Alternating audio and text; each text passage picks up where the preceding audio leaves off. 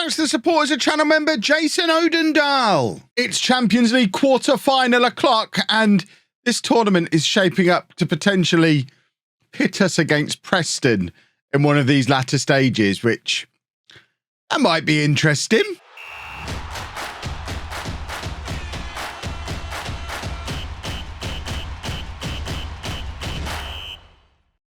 Hello and welcome to Club 4, Part 9 of Non-League to Legend. I'm Kevin. Coming up on today's episode, we have our second leg of the Champions League quarter-final against Chelsea. We're also going to show you a La Liga game against Osasuna. Since you were last with me, we have got some more games under our belts, most notably the first leg of the quarter-final against Chelsea. This is a Chelsea team who are second in the Premier League, I'll have you know, and we battered them 4-0.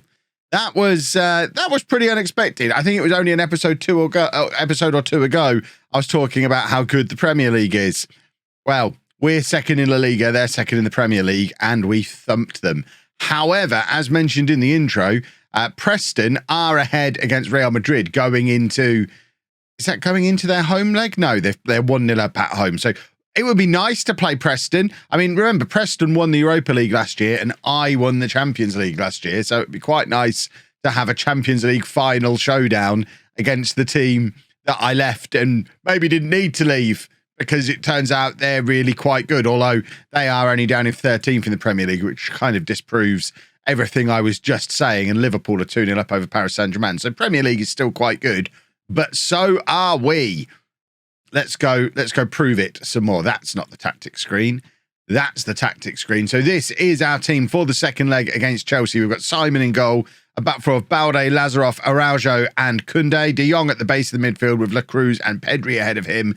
Zeballos on the left, Gavi on the right and Sakuna up front. Let's get stuck into it, shall we? Let's just go and take care of Chelsea. What we don't want here is any stress, any surprises. We don't want this to be complicated.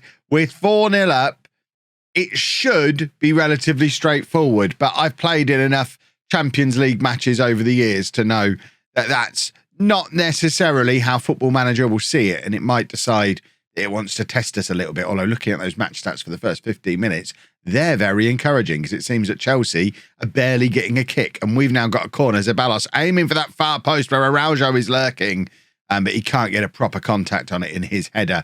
Loops back across goal and goes out for a goal kick. First highlight of the game, though. But now Chelsea have a free kick from Mount, swinging it in, looking for Havertz, and Lazarov, I think, has dealt with that relatively comfortably. I thought for a second a penalty had been given away there. I was a little bit alarmed for a moment, but no, I think we have just about got away with it, and we continue at 0-0 as we move towards half-time. Chelsea have got back into it a little bit match stats-wise as the first half has gone on, but, I mean, we'll be quite happy with a 0-0 here.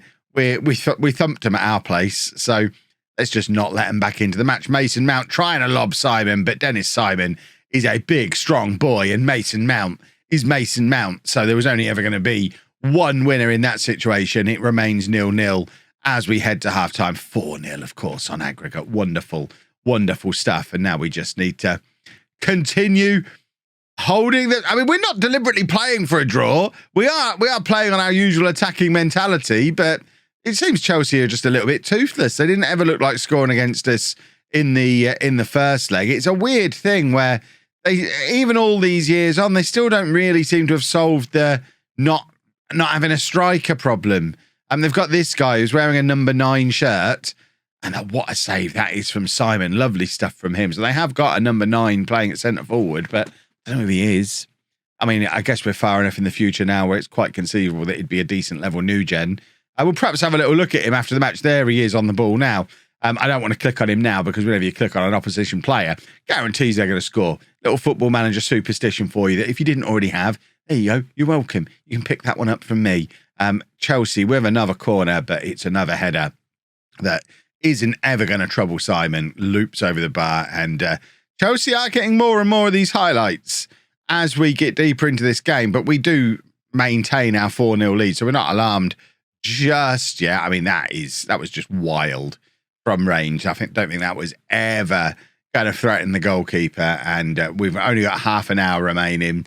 We've not really created anything at all, but we are keeping Chelsea at bay, which is the important thing. Gavi now with the free kick. There's space on the edge of the area if the Cruz can get there first, and he does. Plays it out to De Jong, who just kind of hangs around with the ball a little bit too long. That didn't seem to be the urgency of a man who's playing with an attacking mentality, even though that's what he's been told to do. Koundé doing good work, winning the ball back there. And then again, excellent full-back play from Koundé, and now La Cruz on the right-hand side, looking to pick a pass, plays it forward, looking for Sakuna. Sakuna is quick, but he's not that quick. Goodness me, Mendy collecting comfortably for Chelsea as they look to play the ball out of defence again. Have they got Mason Mount playing at the base of their midfield now? It looks like that's what they've done. And they are bursting into our penalty area again, and they have got a goal. I hope it's no more than a consolation goal in the grand scheme of things, but with 25 minutes to go, it does just set off a little bit of nerves. And there's also the whole trying to keep momentum going thing that is important as well. As much as it's nice to win, if we win the tie 4-1, then we win the tie 4-1. Excellent stuff. But we have still picked up a defeat in an actual football match, which does sometimes have an impact on the team spirit, the morale, the momentum going into our next match. So if we could grab an equaliser, that'd be super duper. The problem is I can't really use the shouts effectively, because if I encourage them or demand more, they'll get confused about why I'm doing it when we're 4-0 up. But I can't praise them because we're losing in the match. It doesn't work in my brain. Right, Sakuna is going to come off. We're going to try Aspas for the last 20 minutes. Zaballos can come off for Fatty as well. Is there anyone else who looks like they're starting to get tired or is on a yellow card that we maybe need to look after? And we could perhaps take off Lazarov, bring on Agostini, and move Koundé over to cover him at centre-back. I mean, I want it. Everything about how I ever play Football Manager is telling me I should be offering encouragement now. But I've done it enough times in this situation to know that it's going to upset them. Because they're like, we're winning, idiot. Well, you're not winning. Double idiot. Right, Gavi's going to come off. Temel can come on that side. And should we take De Jong off as well? We can bring Marku on, who can just sit there at the base of the midfield. And it looks like we're just going to let this one play out, which I guess is fair enough. But like I say, momentum, we'll see if it's had an impact on team spirit when we go into the next match. But we have just not really created anything at all there. For a team that was completely dominant and won 4-0 in the first leg, what have I just seen? I mean, it is too little too late now for Chelsea, but Dennis Simon with an absolute howler. I mean, I don't even... Is this taking a deflection? No, that is just... Well, I'm glad he's got it out of his system when it doesn't really matter. That was horrible from Simon. Right, I do just want to have a look at this Chelsea striker. I'm intrigued. Let's just click on... Where is he? Where is he? This guy, Ivan Moreno. So he is a new gen. Okay, fair enough. They have got a striker. Oh, my goodness me. Manchester City are interested in taking him. Yeah, okay. I take it all back. Perhaps should have been a little bit more scared of him than we were, but we got away with it. And now we play Bayern Munich. Did Preston survive? Oh, we don't know yet. Preston play tomorrow night. So we'll know in a minute if Preston survive. Meanwhile, we're going to start preparing ourselves for... You know what? Forget playing in the league. I'm just going to show you the second leg of Bayern Munich now as well. Let's not drag this out any further than we need to. I look at those league matches. None of them are particularly inspiring. We know we're going to finish in the top 4, so the league doesn't really matter. Let's just crack on with the Champions League, shall we? Second leg against Bayern Munich. Now, well, nice couple of wins in the league means that we are... I mean, we were never going to win the league. Real Madrid so far ahead, still got 2 games in hand and 9 points on us. I've got us to the point where the fans are actually pretty unhappy with my performance this season. They're very disappointed that we weren't competitive against Real Madrid, and I failed to challenge for the Liga title despite the fact we're going to finish second quite comfortably. So I guess it's fair enough, and hopefully we'll do a little bit better in that next year. But Champions League semi-final, we have played the first leg, the home leg against Bayern Munich. We managed a 1-1 draw thanks to a late equaliser from Sakuna. Bayern Munich are quite good. This is going to be a tough one, and it almost arguably just as sad. Liverpool are 3-0 up over Preston from their first leg as well. So even if we do make it through to the final, the dream final against Preston looks like it's going to be taken from us, possibly double taken from us with bells on if we mess up against Bayern Munich as well. So this is our team to book a second successive Champions League final for me. And did I sign anyone from Spurs here? I don't know that I did. So a second successive Champions League final for me and nobody else, which will be fine. I'm happy with that. We've got Simon in goal, a back four of Balde, Lazarov, Araujo and Koundé, Agostini at the base of the midfield, La Cruz and Pedri ahead of him, Zeballos and Gavi as our wide men with Sakuna up front. This is arguably our strongest team. You could possibly insert Ansu Fati in there somewhere. There's probably still elements of the fan base that would try and get De Jong back in, but he's nearly 35 now, so I think De Jong is probably not part of our best 11 at this point. But I think this is probably our best team. We've just got to hope it's going to be enough to find a way past what we saw in the first leg. Well, I saw in the first leg while you were faffing about doing your own thing, apparently. They're good. They are really good. But Gavi's won the ball back. I mean, he's won the ball back, but immediately giving it away there. I would very much like a second successive Champions League. I quite like the narrative that seems to be emerging in this year's Non-League to Legend, where we're really, really good in Europe and in particular in the Champions League, regardless of who I'm managing. But I'm not capable of winning a domestic title anywhere. We never got close with Preston or Spurs. And as far as the fans are concerned, we've not got close with Barcelona this year, despite finishing second. So that's quite a thing. The challenge, of course, in Non-League to Legend is to become considered a legend. And if I'm never capable of winning a league title, pretty hard to achieve legendary status, even if we win the Champions League this year. And that's a big if. Because like I say, Bayern Munich, quite good at football. But if we could grab a goal early on in this first half, that would be super duper. It would set the tone nicely. It's highlights starting with Bayern Munich with the ball in their own half. So they're either going to score a wonder goal or we're winning it back off them. And it looks like we're winning it back off them. Great work from Koundé. Again, we saw that in the previous match on this episode. Although ultimately, despite him winning the ball back, we didn't actually gain possession. But Koundé is in again with the clearance. He's having a bit of a career rejuvenation in the second half of this season. Kind of made that right back spot his own, which has made it a little bit more tricky for Agostini to get game time. Although obviously he is back in his preferred role at defensive midfield, so which I think is where he is at his best. And it's Gavi with a free kick from range and Meslier in goal for Bayern Munich. Tips it over the crossbar, but we've got a corner and we are a threat from these set pieces. Zeballos is going to be looking, I think, for the far post because that's where Lazarov is lurking. Doesn't manage to hit it far enough to find him, but Musiala for Bayern is faffing about on the edge of the area and we win the ball back and Agostini gives it to Pedri. Pedri's releasing Balde on this left-hand side. We've got Sakuna in the middle if we can find him.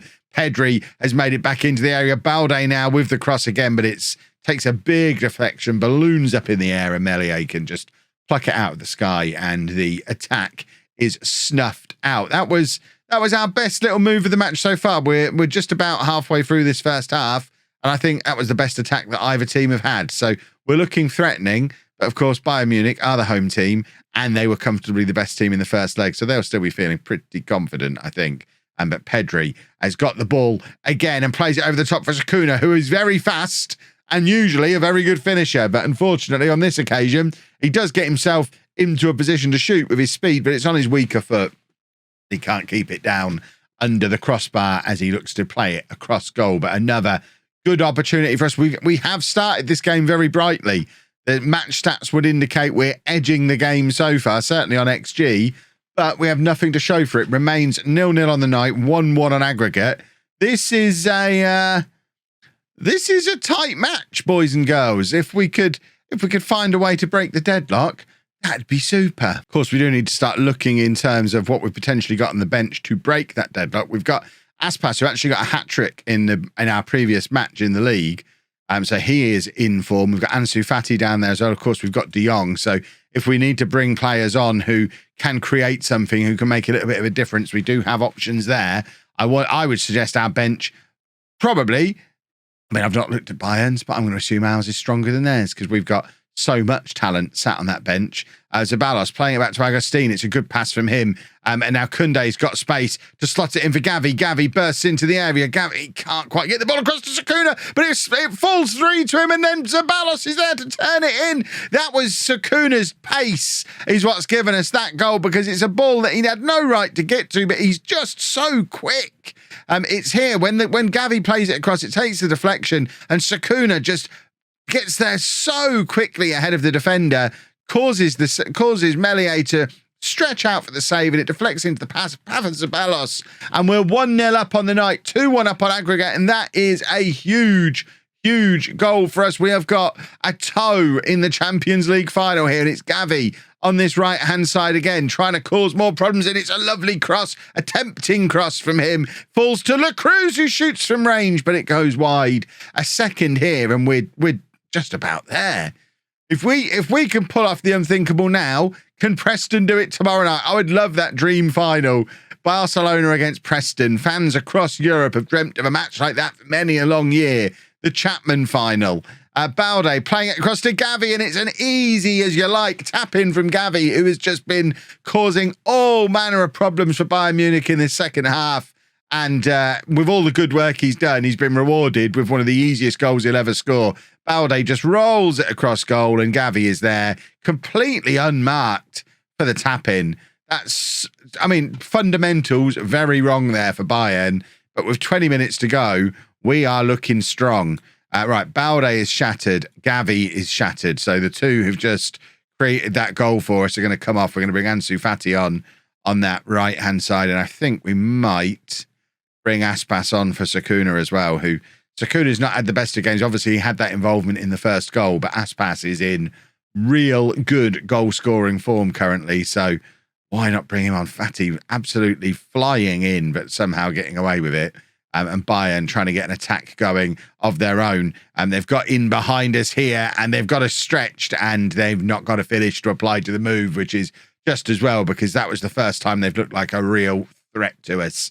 And luckily, we do just about get away with it. 10 minutes to go. Let's make our last couple of changes. We are going to get Frankie de Jong on now. And we are also going to bring on...